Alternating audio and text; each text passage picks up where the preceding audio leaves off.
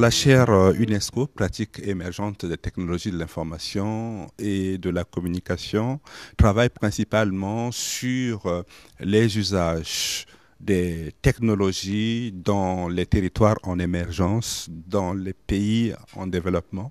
On essaie de voir comment ces dispositifs technologiques sont associés à la recherche ou à l'amélioration des conditions de vie des populations, que ce soit dans le domaine de la santé, que ce soit dans le domaine politique. On parle beaucoup de cyberdémocratie, que ce soit aussi dans le domaine économique ou dans le domaine du lien social. Donc, on essaie en nous appuyant sur un réseau international de chercheurs, puisqu'on a des membres associés un petit peu partout, aussi bien en Afrique qu'en Amérique latine ou en Europe, au Costa Rica, au Mexique, au Togo, en Côte d'Ivoire, au Congo, en Espagne. Donc, on essaie ensemble de nous fixer des objectifs, de thématiques et de travailler ensemble, de comparer effectivement nos regards, de croiser nos regards sur ces différentes thématiques que je viens d'évoquer.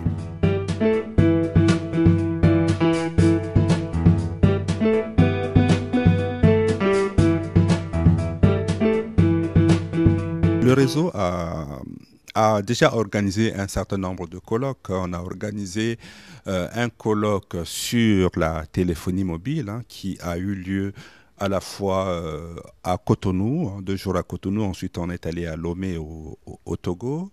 Ce réseau a organisé par la suite un colloque en Côte d'Ivoire sur l'éducation aux médias. Donc il s'agissait de repenser l'éducation aux médias à l'ère des réseaux. Et bien entendu, ces colloques ont donné lieu à des ouvrages, des actes de colloque. Donc un ouvrage sur la téléphonie mobile en Afrique et 2 volumes sur l'éducation aux médias à l'ère du numérique. Et cette chaire UNESCO travaille aussi en partenariat avec d'autres chaires françaises et avec la Commission nationale française pour l'UNESCO. Et dans le cadre de la Commission nationale française pour l'UNESCO, nous avons coordonné avec Divina Fromeg un ouvrage sur la diversité culturelle à l'ère du numérique, donc avec l'intervention d'un certain nombre d'auteurs. Un ouvrage qui se situe plutôt comme un glossaire de la diversité culturelle à l'ère du numérique. Et nous avons aussi a été partenaire d'un grand projet international de la francophonie.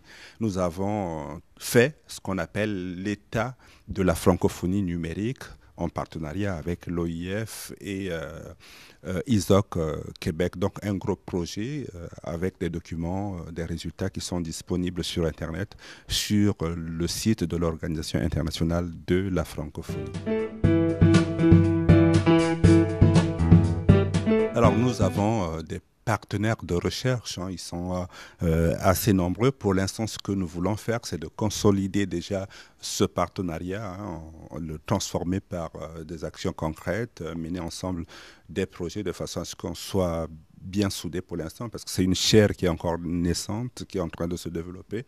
Donc pour l'instant, nous ne cherchons pas à nous étendre, nous essayons de raffermir tout ce qui existe déjà. Et par contre, là où nous cherchons vraiment des partenaires, c'est dans le domaine économique. Nous avons besoin d'appui d'un certain nombre d'opérateurs économiques. Nous travaillons déjà avec Orange, avec l'agence universitaire de la francophonie, mais nous pensons que d'autres opérateurs pourraient nous appuyer davantage.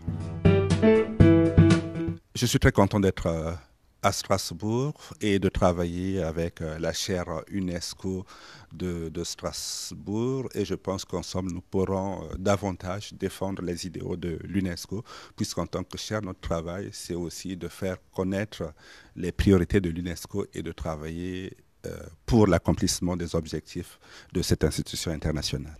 Merci.